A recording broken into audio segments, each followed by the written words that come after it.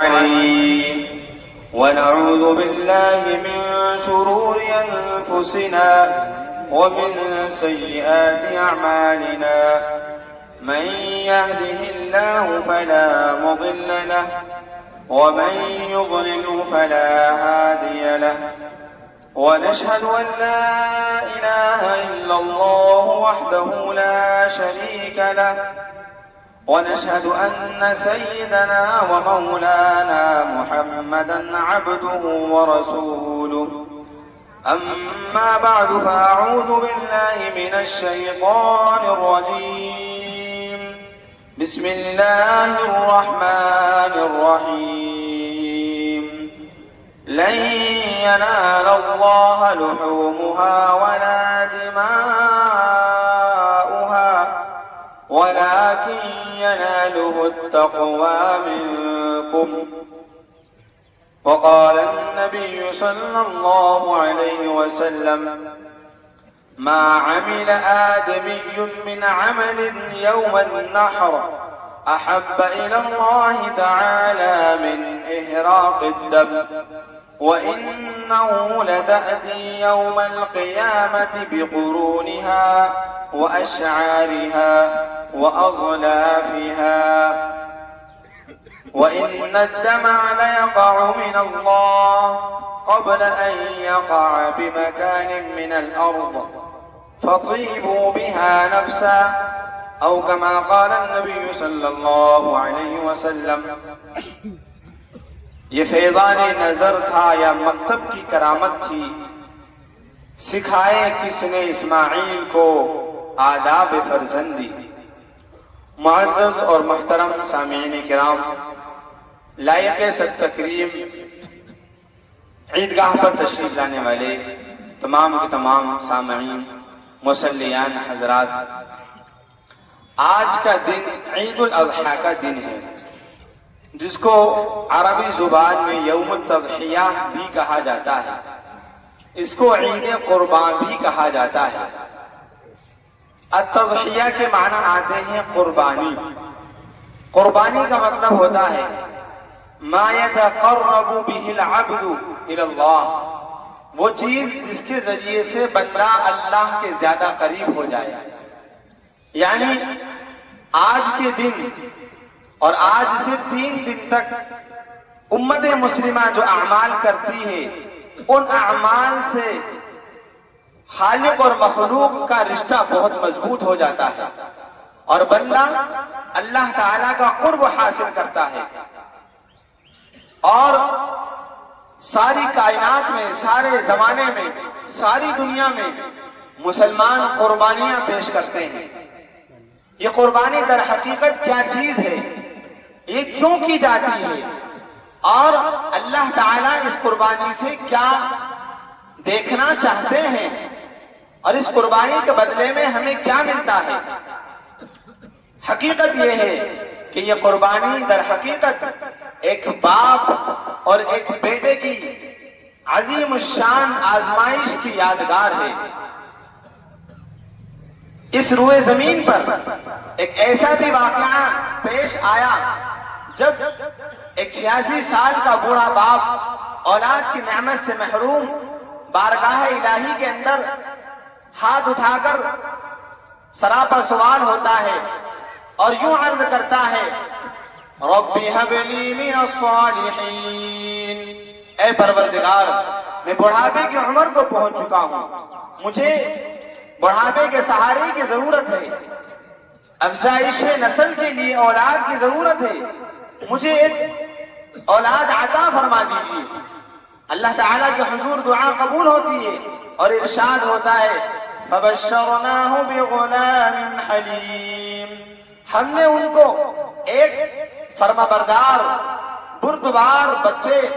اور لڑکی کی بشارت عطا فرمائی. نہ صرف یہ کی بشارت تھی بلکہ اللہ تعالیٰ نے اس بشارت کو اسماعیل جیسے فرزند کی شکل اور ان کی صورت میں ابراہیم علیہ السلام کو عطا فرمایا. یہ ابراہیم جو نام بار بار ان دنوں میں ہمارے سامنے آتا ہے، یہ ابراہیم کون تھے؟ یہ وہ تھے جن کے بارے میں اللہ فرماتے ہیں وَاتَّخَذَ اللَّهُ إِبْرَاهِيمَ خَلِيلًا، اللہ تعالیٰ نے ابراہیم کو اپنا جگری دوست بنایا. اللہ فرماتے ہیں ان ابراہیم کان امۃ قانتا للہ حنیفا. یہ ابراہیم ایک انسان نہیں تھے بلکہ یہ ایک امت تھی. ایک انسان اپنے کارناموں، اپنی قربانی اور اپنے اخلاق اور اللہ کے تئیں اپنے جذبات کو قربان کر کے ایک انسان سے بڑھ کر ایک امت کا مقام حاصل کر لیتا ہے. یعنی ایک پوری نسل، پوری امت جو کام پیش کرتی ہے، ایک اکیلا تنہا انسان اس نے وہ کام انجام دیا کہ اللہ تعالیٰ نے ان کو امت قرار دیا. ان کی خاص خصوصیت کیا تھی؟ اللہ نے ان کی جو ادا پسند کی وہ تھا ان کا توحید پرست ہونا. بچپن سے جب باپ کے گھر میں آنکھیں کھولی تو شرک کا ماحول دیکھا اور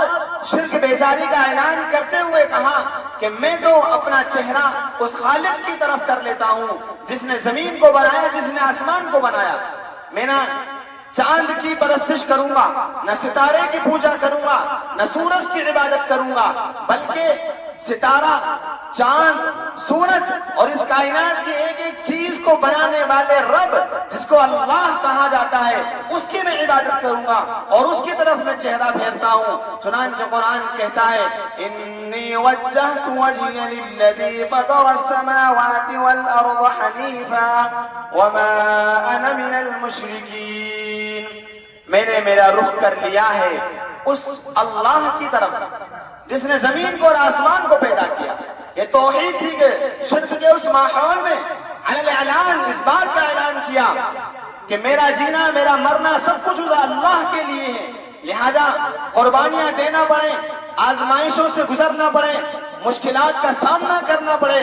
اپنی جان کی قربانی دینا پڑے، نسل کی قربانی دینا پڑے، لیکن ایک پیغام ہے کہ توحید پر قائم رہنا ہے. ہر حال میں اللہ ایک ہے جس کو اللہ نے قرآن میں کہا قل هو اللہ احد اللہ الصمد لم یلد ولم یولد ولم یکن له کفوا احد. کہہ دیجئے کہ اللہ ایک ہے، وہ کسی سے پیدا نہیں ہوا، اس نے کسی کو نہیں جنا اور اس کا برابر، اس کے برابر اس کا شریک کوئی نہیں ہو سکتا. ہمیں اپنے آخری سانس تک اور اپنی نسل کے آخری انسان تک اس پیغام کو پہنچانا ہے. خیر، اس بوڑھے باپ کو جب اولاد کی نعمت سے سرفرازی عطا کر دی جاتی ہے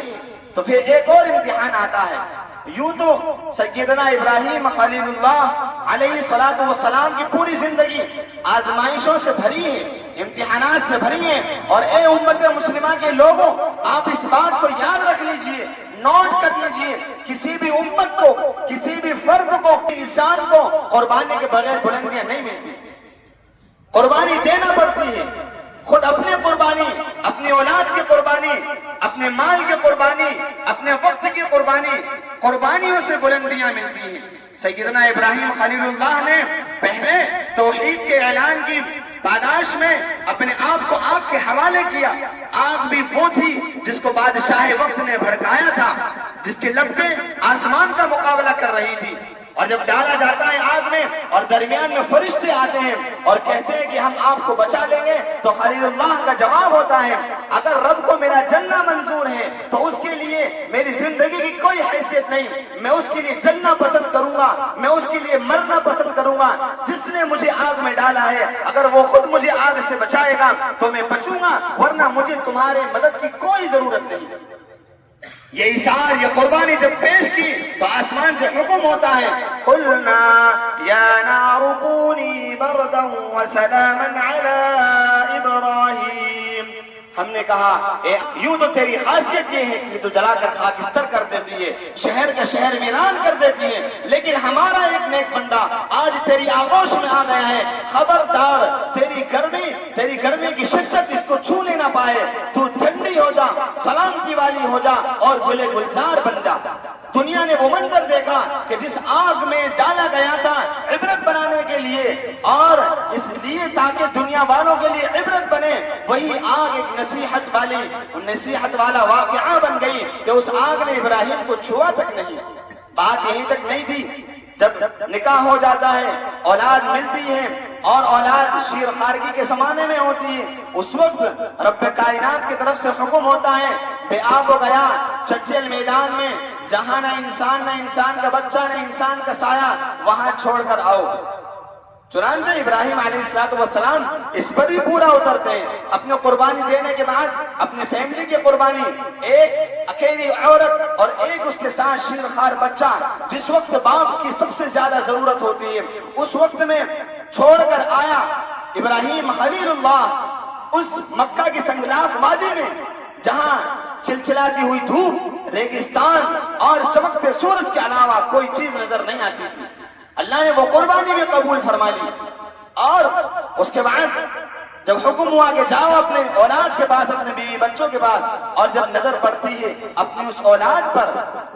اولاد پر جو 86 سال کی عمر میں عطا ہوا تھا، اور اب وہ دوڑنے کے قابل ہو گیا، تقریباً 13 سال کی عمر ہو گئی۔ قرآن کچھ یوں نقشہ کھینچتا ہے، فَلَمَّا بَلَغَ مَعَهُ السَّعْيَ قَالَ يَا بُنَيَّ إِنِّي أَرَىٰ فِي الْمَنَامِ أَنِّي أَذْبَحُكَ فَانظُرْ مَاذَا تَرَىٰ۔ سورہ صافات پارہ نمبر 23، قرآن کہتا ہے جب وہ بچہ باپ کے ساتھ چلنے پھرنے کے قابل ہو گیا، جس کو دیکھ کر آنکھیں بھر آتی ہیں، سینہ چوڑا ہو جاتا ہے، اور بڑھاپے کی امیدیں اس سے وابستہ ہو جاتی ہیں، جب اس لائق وہ اولاد ہو گئی تو کہا کہ بیٹا ادھر آئیے، آپ سے ایک مشورہ ہے۔ میں چند دنوں سے خواب دیکھ رہا ہوں، 8ویں ذی الحجہ، 9ویں ذی الحجہ اور 10ویں ذی الحجہ، 3 دن تک خواب میں نے دیکھا کہ میں تمہیں ذبح کر رہا ہوں۔ اولاد کے سامنے یہ مشورہ عمل کرنے کے لیے نہیں تھا، بلکہ عمل میں اپنے فیصلے میں اولاد کو شریک کرنے کے لیے تھا۔ کیا نظر تھی اس بچے کی جو اپنی معصومیت ہونے کے باوجود، جس نے زندگی کی باب و بہار کو نہیں دیکھا تھا، اور وہ اپنے والد کو یہ جواب دیتا ہے، قال یا ابت افعل ما تؤمر، اے میرے والد آپ خواب کی بات کرتے ہیں، خواب تو خواب ہے، وہ خواب نہیں، وہ حکم ربی ہے۔ آپ کے تمام خوابوں کو قربان کر دیجئے، اور رب کے خواب کو پورا کرنے کے لیے آپ میری گردن پر چھری چلائیے اور اللہ کے سامنے میری قربانی پیش کر دیجئے۔ چنانچہ وہ منظر ہمارے سامنے ہے، تاریخ میں اس کو لکھا گیا، قرآن میں اس کو بیان کیا گیا، نہ صرف یہ کہ بیان کیا گیا بلکہ امت مسلمہ کے سامنے عملی طور پر اس کو پیش کیا گیا۔ قرآن میں زکریا، یحییٰ، عیسیٰ، یوسف، بہت سے نبیوں کے واقعات بیان کیے گئے، لیکن وہ صرف واقعات کو نقل کیا گیا، یہاں اس کی یادگار کے طور پر امت کو حکم دے دیا گیا کہ آپ کو اپنے جانوروں کی قربانی پیش کرنا ہے۔ یاد رکھیے یہ قربانی محض قربانی نہیں ہے، بلکہ یہ قربانی ایک جذبہ پیدا کرنے کے لیے ہے کہ ہماری ہر چیز، ہماری خواہش، ہماری جانیں اور ہمارا مال سب کچھ اللہ کے لیے ہے، اور ہم اس کے لیے قربان کرنے کے لیے تیار ہیں۔ اسی لیے پیارے آقا جناب محمد الرسول اللہ صلی اللہ علیہ وسلم نے ارشاد فرمایا، انا ابن الذبیحین، میں 2 ذبیحوں کا بیٹا ہوں، یعنی ایک تو میرے جد امجد اسماعیل کو ذبح کیا گیا تھا، ان کو بھی ذبیح اللہ کا لقب دیا گیا، اور ایک میرے دادا، میرے والد کے لیے بھی ذبح کی نظر مانی گئی تھی عبداللہ کو، اللہ نے دونوں کو بچایا۔ تو یہ قربانی شکر کے موقع پر، شکر کے لیے بھی ہے کہ اللہ نے اسماعیل علیہ السلام کی قربانی کا مطالبہ کیا، لیکن قربانی لی نہیں، بلکہ یوں فرمایا وَفَدَيْنَاهُ بِذِبْحٍ عَظِيمٍ، اے ابراہیم آپ نے خواب کو سچ کر دکھایا، اب ہم آپ سے آپ کے بیٹے کی قربانی نہیں چاہتے، بلکہ اس کی نسل سے تو سید الانس والجان، محبوب رب کائنات جناب محمد الرسول اللہ صلی اللہ علیہ وسلم پیدا ہوں گے، لہذا ان کی قربانی ہمیں منظور نہیں ہے۔ چنانچہ نبی پاک صلی اللہ علیہ وسلم ارشاد فرماتے ہیں، حضرت عائشہ رضی اللہ تعالی عنہا کی روایت ہے، ما عمل آدمی من عمل یوم النحر احب الی اللہ، اللہ تعالیٰ کے نزدیک قربانی کے اس دن میں، جس کو یوم النحر کہا جاتا ہے، یوم التضحیہ کہا جاتا ہے، اس دن اللہ تعالیٰ کے نزدیک قربانی سے زیادہ، خون بہانے سے زیادہ کوئی عمل پسند نہیں، اور فرمایا فَإِنَّهُ لَتَأْتِي يَوْمَ الْقِيَامَةِ بِقُرُونِهَا وَأَشْعَارِهَا وَأَظْلَافِهَا، کہ یہ قربانی کا جانور جسے آپ ذبح کرتے ہیں، یہ اپنے بال اور اپنے کھروں کے ساتھ قیامت کے دن موجود ہوگا، اور فرمایا اس کا خون زمین پر گرنے سے پہلے پہلے اللہ تعالیٰ اس کی قربانی کو آسمانوں پر قبول فرما لیتے ہیں، فَطِيبُوا بِهَا نَفْسًا، لہذا آپ خوش دلی کے ساتھ اس قربانی کو انجام دیجیے۔ مسلمانوں آخری بات یہ یاد رکھیے کہ یہ قربانی محض جانوروں کی قربانی تک محدود نہیں رہنا چاہیے، بلکہ اللہ کے لیے، امت کے لیے، دین کی خاطر ہر چیز کی قربانی کا جذبہ ہمارے اندر پیدا ہونا چاہیے۔ لہذا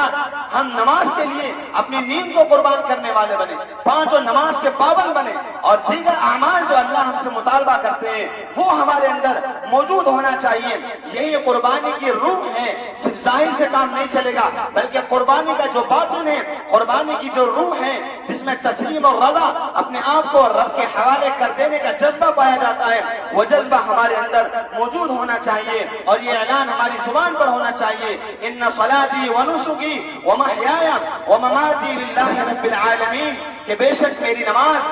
اور میری عبادتیں، میرا جینا، میرا مرنا، یہ سب کچھ اس اللہ کے لیے، میری زندگی کا مقصد تیرے دین کے سرفرازی، میں اسی لیے مسلمان، میں اسی لیے نمازی۔ صحابہ نے پوچھا کہ اس قربانی کے بدلے میں ہمیں کیا ملے گا؟ تھوڑا رکو، ہمیں کیا ملے گا؟ حضور پاک صلی اللہ علیہ وسلم نے ارشاد فرمایا